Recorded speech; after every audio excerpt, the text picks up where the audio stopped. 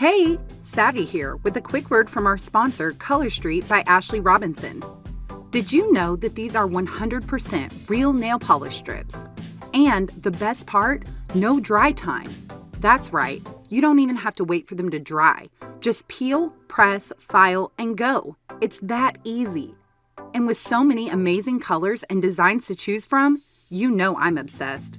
Grab yours today. Just click on the link in the description box below. The Savvy and Sage podcast is sponsored by author Summer K. Scott. Check out her series for young adults, The Chronicles of Heavenly Jordan. Books 1 and 2 are available now on Amazon and Kindle.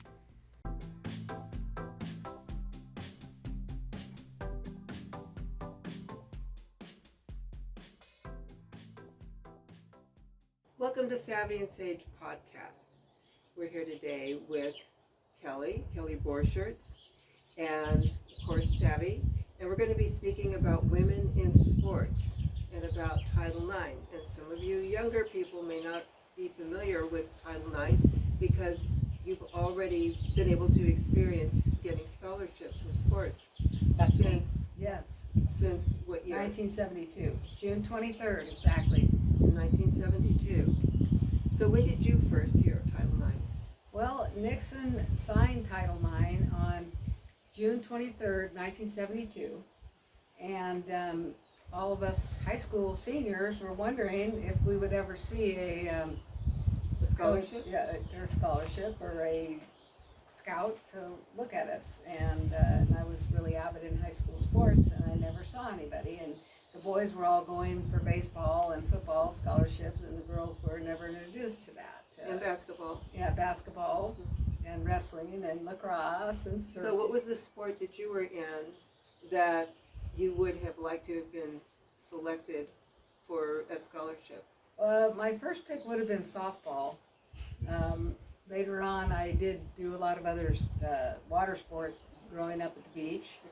I became a college swimmer, but in high school, I really appreciated going on to college and getting the full attention to my friends and my, other school members, high school members that have already made large achievements with the sports. I think we should make it clear. So you were in high school in 1973. I graduated in 1973. So that was your senior year? Yes. When he actually passed it. I graduated a week before on June 16th. June Wow. 23rd was the enactment of Title IX. Wow. Okay. I was trying to get the timeline. I was like, wait a minute. It I know she knows, but I don't know.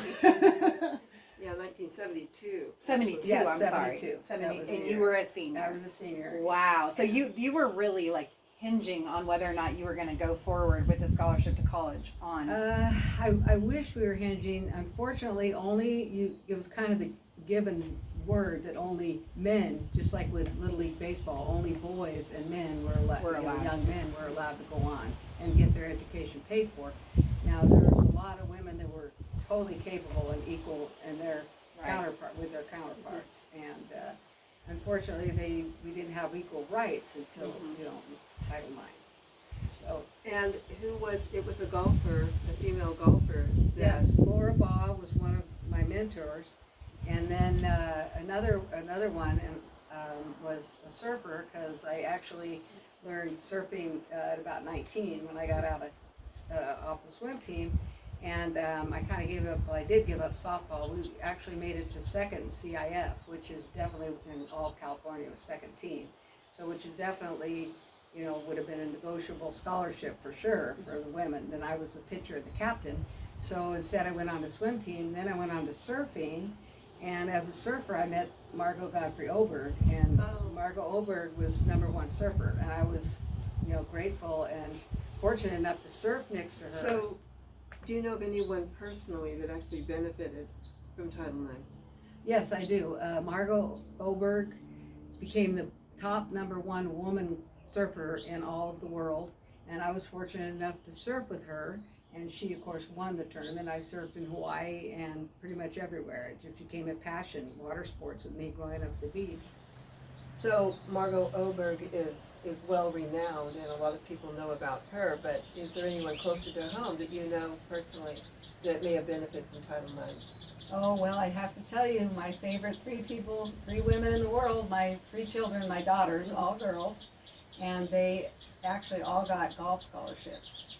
Oh, that is incredible. Yeah, and they did really well. All three in golf, and the best times of their lives. Made me a really happy mom after all the struggles getting Yes, Title of course. IX, and then having them, getting equal. And many years went by, but I was so proud of them and what their accomplishments helped them go on and get careers, and very good careers.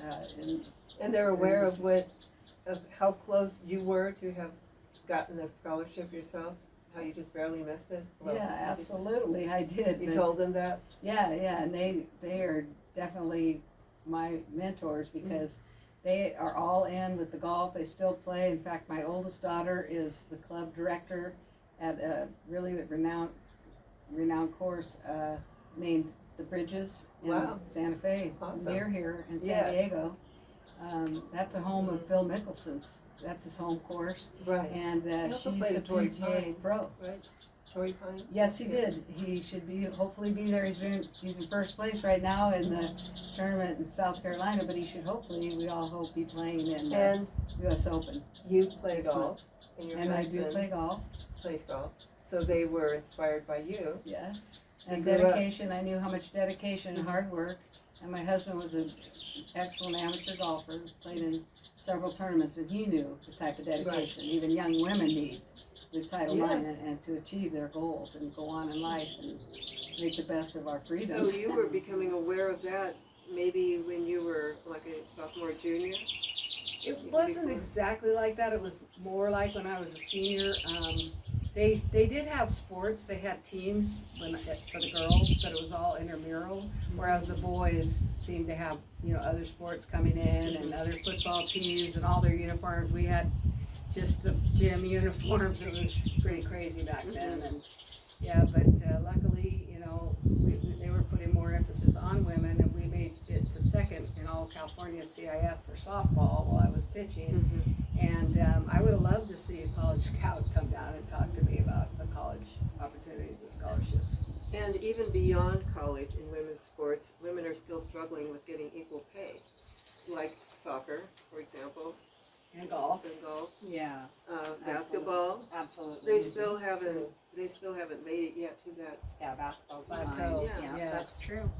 Yeah, So- But I will say you did pave the way for people like me because, that generation of women, because now, because of Title IX, I was able to receive a basketball scholarship when I went to college. Yes. So I can't even imagine, and I never even thought until her before, what would have happened if I would have been going and playing high school basketball and then not been able to receive a scholarship, but the boys could. Yeah, but they had the opportunity. That stinks. That's Yeah, crazy. Yeah, That's that was insane. pretty crazy, but it's awareness and Mhm. the partial harassment of women, in occupations and sports that cause that to be that way. But now we know more, and oh my gosh, we've made huge leaps and bounds since 1972.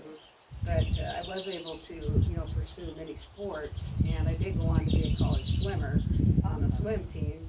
Wow. 5th in state, so Oh, not yeah. bad. That was good, Awesome. considering how big California is. Yeah. It's a high Yeah. population. One Absolutely. of the highest populations of all the states. To be fifth in state is pretty good.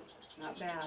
Cheerleaders also aren't getting equal pay, well, certainly they'll never get equal pay as the football players, never, but very little pay, Mhm. and it's very hard work, and you really have to be fit to be a cheerleader. You sacrifice your entire body. Yeah. Yeah, absolutely. It's tough. It's a like being an workout. acrobat. I mean, if you're at a professional or like an upper level of cheerleading, Yeah. you're like an acrobat, literally. Yes. Mhm. True. It's Takes a lot of amazing. practice, a lot of hours of hard work. Mm-hmm. The same way that the young men do hours and hours of training, hard work, so do the women. And young women, Absolutely. So they're absolutely trying to get better pay and better benefits, because they're part of the team. Mm-hmm.